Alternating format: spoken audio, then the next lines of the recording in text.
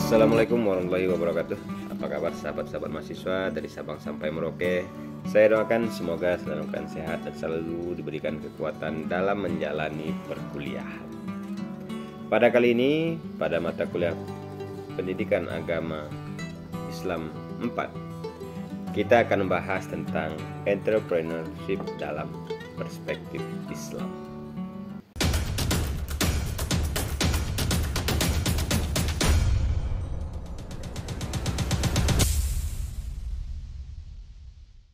Sahabat-sahabat mahasiswa, ajaran Islam itu mencakup seluruh aspek kehidupan manusia.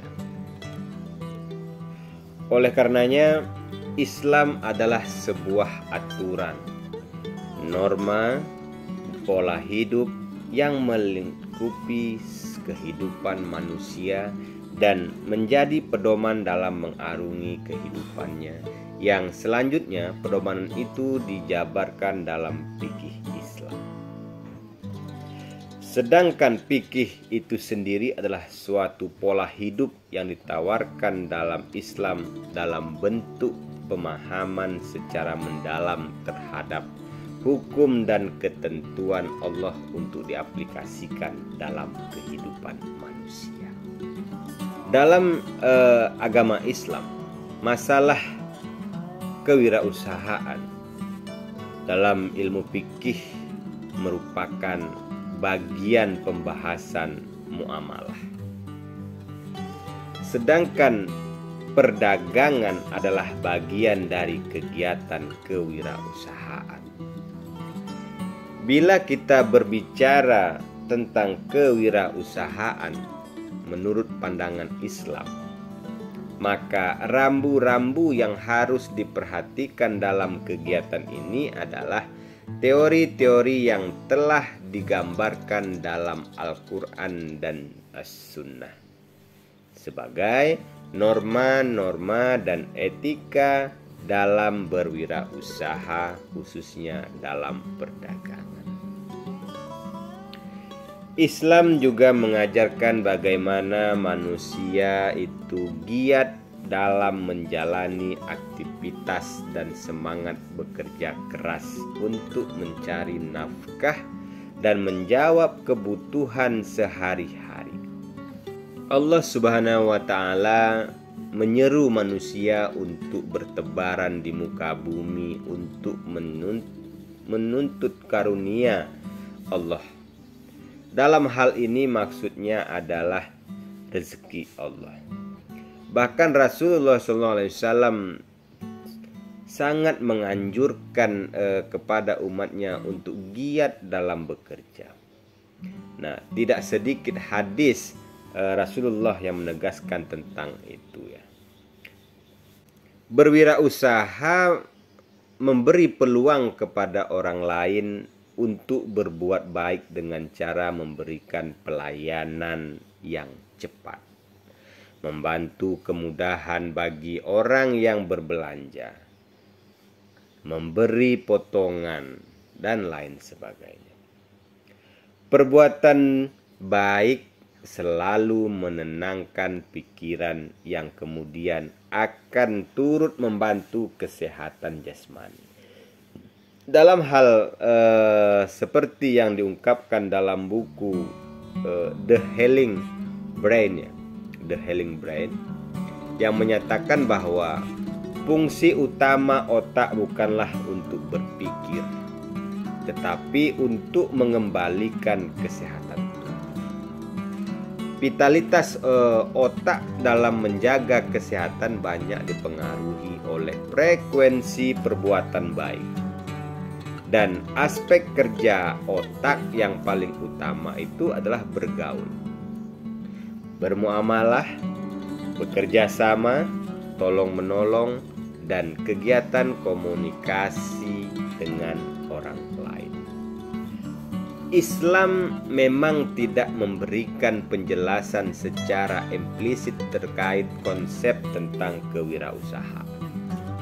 Namun di antara keduanya mempunyai kaitan yang cukup erat, memiliki ruh atau jiwa yang sangat dekat. meskipun bahasa teknis yang digunakan itu berbeda. Allah berfirman dalam Al-Quran surah An-Nisa ayat 100 yang artinya, dan barang siapa berhijrah di jalan Allah, niscaya mereka akan mendapatkan bumi ini, tempat hijrah yang luas dan rezeki yang banyak. Barang siapa keluar dari rumahnya dengan maksud berhijrah karena Allah dan Rasulnya, kemudian kematian menimpanya sebelum sampai ke tempat yang dituju, maka sungguh pahalanya telah ditetapkan di sisi Allah, dan Allah Maha Pengampun lagi Maha Penyayang. Nah, berdasarkan ayat tersebut, Allah Subhanahu wa Ta'ala menghimbau hamba-hambanya yang mukmin agar berhijrah dan meninggalkan kampung halaman untuk menemukan tempat berlindung dan memperoleh rezeki yang banyak. Dengan demikian, mereka akan memperoleh kehidupan yang layak. Kemudian juga Allah berfirman dalam surah Al-Hud ayat 6 yang artinya itu, dan tidak satu pun makhluk bernyawa di muka bumi melainkan semuanya dijamin Allah rezekinya. Dia mengetahui tempat kediamannya dan tempat penyimpanannya. Semua tertulis dalam kitab yang nyata, itu Lauhul Mahfuz. Allah Subhanahu wa Ta'ala memberitahu bahwa Dia menjamin memberi rezeki bagi semua makhluknya, baik ia binatang buas, binatang yang melata, besar maupun kecil, di darat ataupun di laut. Dia mengetahui di mana tempat binatang itu berdiam dan di mana ia menyimpan makanannya. Semua itu tercatat dalam sebuah kitab yang terang dan nyata, yakni Lauh Mahfuz.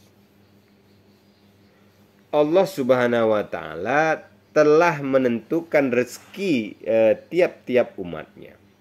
Namun umat itu sendiri harus berusaha dengan segenap daya dan upaya untuk meraih dan mendapatkan rezeki tersebut. Dengan berwirausaha menjadi salah satu jalan untuk mendapatkan rezeki, sebagaimana telah dicontohkan oleh baginda Rasulullah SAW dalam hal perdagangan. Sahabat-sahabat mahasiswa, apa yang tergambar dalam diri baginda Rasulullah SAW dalam hal perdagangan setidaknya menjadi bukti nyata bahwa etos bisnis yang dimiliki oleh umat Islam sangatlah tinggi. Atau dengan kata lain, Islam dan berdagang ibarat dua sisi dari satu keping mata uang. Benarlah apa yang telah disabdakan oleh Nabi Muhammad SAW, hendaklah kamu berdagang karena di dalamnya terdapat 90% pintu rezeki. Nah, dalam ajaran Islam, etos kerja lebih dikenal dengan sebutan kerja keras, ya, kemandirian dan tidak cengeng. Setidaknya ada beberapa ayat Al-Quran maupun hadis yang dapat menjadi rujukan pesan tentang semangat kerja dan kemandirian. Allah berfirman dalam surah At-Taubah ayat 105 yang artinya, bekerjalah kamu, maka Allah dan orang-orang yang beriman akan melihat pekerjaan kamu. Kemudian Rasulullah SAW bersabda dalam riwayat Abu Daud yang artinya, amal yang baik adalah pekerjaan yang dilakukan dengan cucuran keringatnya sendiri. Kemudian Rasulullah SAW bersabda dalam Bukhari dan Muslim yang artinya, tangan di atas lebih baik dari tangan di bawah. Dengan bahasa yang sangat simbolik ini, Nabi Muhammad SAW mendorong umatnya untuk kerja keras supaya memiliki kekayaan, sehingga dapat memberikan sesuatu pada orang lain. Manusia harus membayar zakat karena Allah mewajibkan manusia untuk bekerja keras agar kaya dan dapat menjalankan kewajiban membayar zakat. Oleh karena itu, apabila sholat telah ditunaikan, maka bertebaranlah kamu di muka bumi dan carilah karunia, itu rizki Allah. Dalam surat Al-Jumu'ah ayat 10. Rasulullah SAW bersabda dalam Tabrani dan Baihaqi, yang artinya itu, sesungguhnya bekerja mencari rezeki yang halal itu merupakan kewajiban setelah ibadah fardu. Nas tersebut di atas jelas memberikan isyarat agar manusia bekerja keras dan hidup mandiri. Bekerja keras merupakan esensi dari kewirausahaan. Prinsip kerja keras adalah suatu langkah nyata yang dapat menghasilkan kesuksesan, yaitu mendapatkan rezeki, tetapi harus melalui proses yang penuh dengan tantangan ataupun risiko. Dengan kata lain, orang yang berani melewati risiko akan memperoleh peluang rezeki yang lebih besar. Kata rezeki memiliki makna bersayap. Rezeki sekaligus resiko. Sahabat-sahabat mahasiswa, kemauan yang keras dapat menggerakkan motivasi untuk bekerja dengan sungguh-sungguh. Orang akan berhasil apabila mau bekerja keras, tahan menderita, dan mampu berjuang untuk memperbaiki nasibnya. Untuk mencapai kesuksesan dalam karir seseorang, maka ia harus dimulai dengan kerja keras, kemudian diikuti dengan mencapai tujuan dengan orang lain. Penampilan yang baik, keyakinan diri, membuat keputusan, pendidikan, dorongan ambisi, dan pintar berkomunikasi. Allah memerintahkan kita untuk tawakal dan bekerja keras untuk mendapatkan dalam merubah nasibnya. Jadi intinya adalah inisiatif, motivasi, kreatif yang akan menumbuhkan kreativitas untuk perbaikan hidup. Selain itu, kita juga dianjurkan untuk tetap berdoa dan memohon perlindungan kepada Allah Subhanahu wa Ta'ala sesibuk apapun kita berusaha, karena Dialah yang menentukan akhir dari setiap usaha. Sahabat-sahabat semua, pekerjaan berdagang atau berwirausaha mendapat tempat terhormat dalam ajaran Islam, seperti yang disabdakan oleh Rasulullah SAW, yang artinya mata pencaharian yang paling baik adalah bekerja dengan tangannya sendiri dan setiap jual beli yang bersih. Kemudian juga Allah berfirman dalam surah Al-Baqarah ayat 275, dijelaskan bahwa Allah Subhanahu wa Ta'ala telah menghalalkan kegiatan jual beli dan mengharamkan kegiatan riba. Ini sangat merugikan karena membuat kegiatan perdagangan tidak berkembang. Hal ini disebabkan karena uang dan modal hanya berputar pada satu pihak saja, yang akhirnya dapat mengeksploitasi masyarakat yang terdesak akan kebutuhan hidup. Sahabat-sahabat semua, Pekerjaan berdagang adalah sebagian dari pekerjaan bisnis yang sebagian besar bertujuan untuk mencari laba. Sehingga sering sekali untuk mencapainya dilakukan hal-hal yang tidak baik. Padahal ini sangat dilarang dalam agama Islam. Seperti yang diungkapkan dalam hadis, Allah mengasihi orang yang bermurah hati waktu menjual, waktu membeli, dan waktu menagih piutang. Pekerjaan berdagang masih dianggap sebagai suatu pekerjaan yang rendah karena biasanya berdagang dilakukan dengan penuh trik, penipuan, ketidakjujuran. Penyelewengan seperti ini berdampak buruk kepada perdagangan.